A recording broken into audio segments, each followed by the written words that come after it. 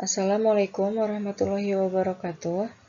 Saya akan mempresentasikan hasil revisi dari sidang tahap 1, yaitu tesis saya yang berjudul Pengembangan Bahan Ajar pada Persamaan Linier Satu Variabel dengan menggunakan gabungan pendekatan saintifik dan kontekstual untuk meningkatkan kemampuan komunikasi matematik dan self-confidence pada siswa SMP.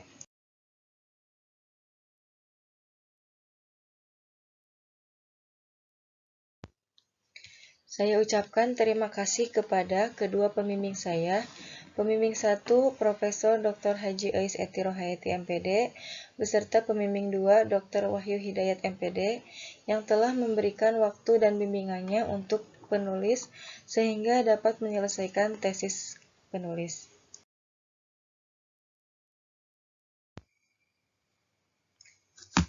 Latar belakang yang pertama yang saya lakukan yaitu adalah studi pendahuluan.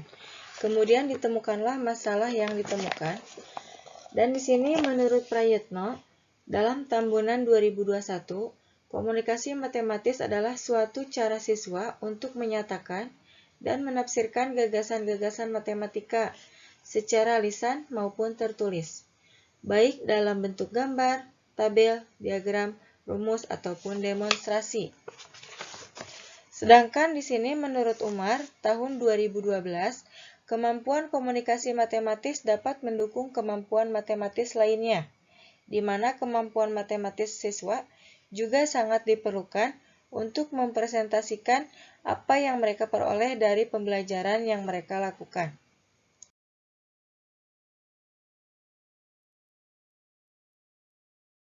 Untuk tujuan pembelajaran ada 6.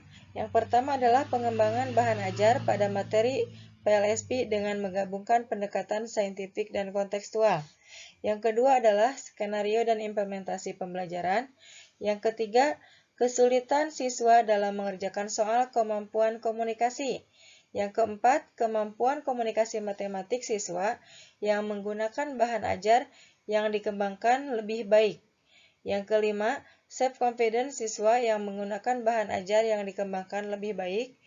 Yang terakhir adalah respon siswa SMP kelas 7 terhadap pembelajaran materi PLSP dengan menggunakan pendekatan saintifik dan kontekstual.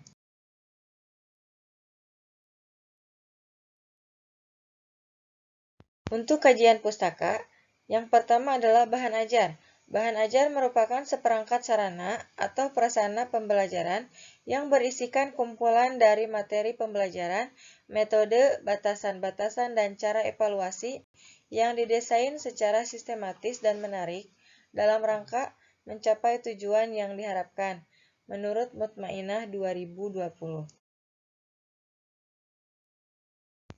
Selanjutnya, kemampuan komunikasi.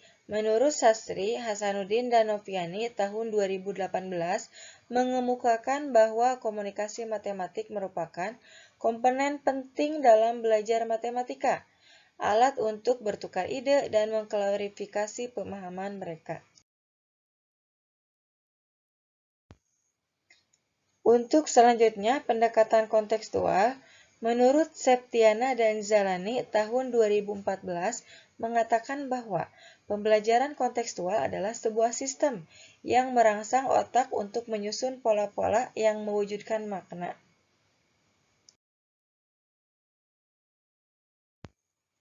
Dan yang terakhir adalah model pembelajaran saintifik. Menurut Hasan tahun 2019 menjelaskan pengertian pendekatan saintifik sebagai proses pembelajaran yang dirancang sedemikian rupa agar peserta didik secara aktif mengkonstruksi konsep, hukum, atau prinsip melalui tahapan-tahapan proses ilmiah yang meliputi mengamati, merumuskan masalah, mengajukan data, menarik kesimpulan, dan mengkomunikasikan konsep.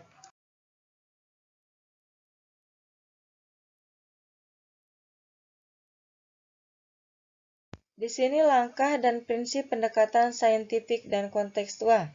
Yang pertama yaitu berfalsafah konstruktivisme, di mana membangun atau menyusun pengetahuan baru berdasarkan pengalaman, melalui keterlibatan aktif siswa selama proses pembelajaran.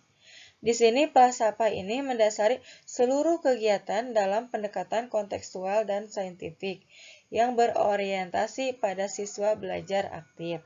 Dan yang kedua adalah membentuk masyarakat belajar.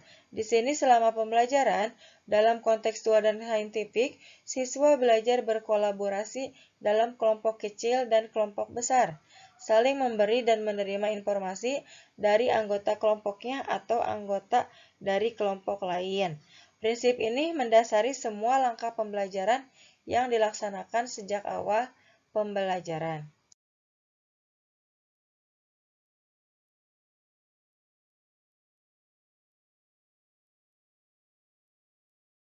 Untuk langkah yang ketiga, yaitu bertanya dan inquiry. Kegiatan menemukan disertai dengan bertanya melibatkan siswa pada kegiatan mengobservasi, merumuskan masalah, mengumpulkan dan menganalisis data, dan menyimpulkan serta mengkomunikasikan konsep yang ditemukan.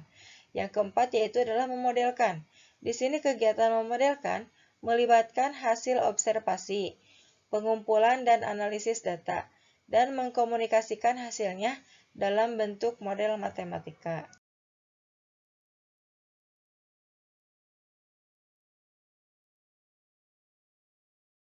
Untuk langkah yang kelima, mengkomunikasikan dan merefleksi.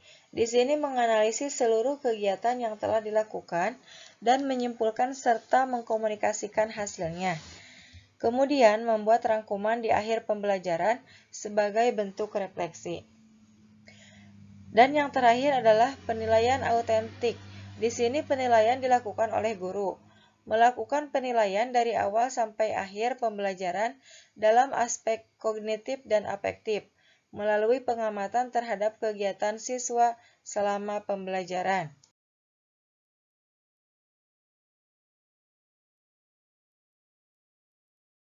Untuk metodologi, di sini adalah penelitian pengembangan R&D dan penelitian eksperimen. Di sini instrumennya adalah lembar wawancara, lembar validasi, lembar respon siswa dan guru, tes kemampuan komunikasi matematik, angket self-confidence siswa, dan subjek penelitiannya adalah siswa SMP Negeri 3 Cipendei.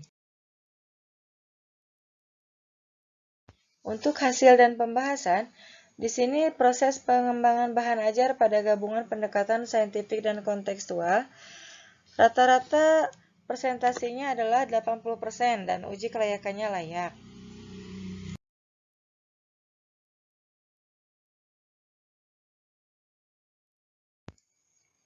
Untuk hasil dan pembahasan selanjutnya, yaitu adalah skenario dan implementasi pembelajaran materi PLSP dengan menggabungkan pendekatan saintifik dan kontekstual.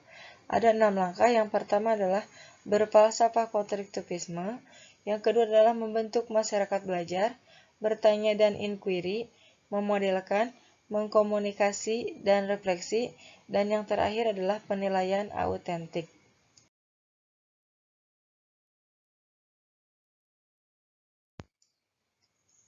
Selanjutnya yaitu adalah kesulitan-kesulitan yang dialami selama pembelajaran. Di sini rata-rata presentasinya adalah 72% dan ketercapaiannya termasuk tercapai berdasarkan data. Kemudian, analisis kemampuan komunikasi matematik. Di sini hasil kemampuan komunikasi matematik termasuk signifikan. Dan yang terakhir adalah respon siswa terhadap pembelajaran materi PLSP dengan menggunakan gabungan pendekatan saintifik dan pendekatan kontekstual.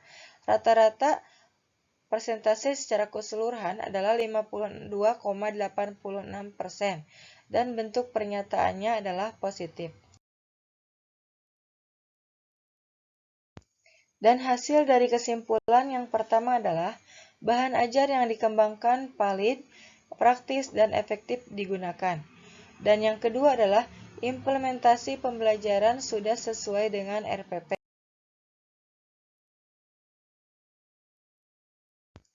Kesimpulan yang ketiga adalah kesulitan siswa dalam mengerjakan soal komunikasi yaitu dalam langkah menyusun model matematika. Selanjutnya yang keempat adalah kemampuan komunikasi matematik. Siswa yang memperoleh pembelajaran lebih baik.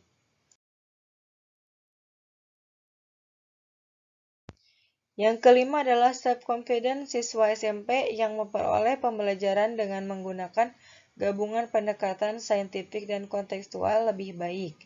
Yang terakhir adalah respon guru dan siswa terhadap bahan ajar positif.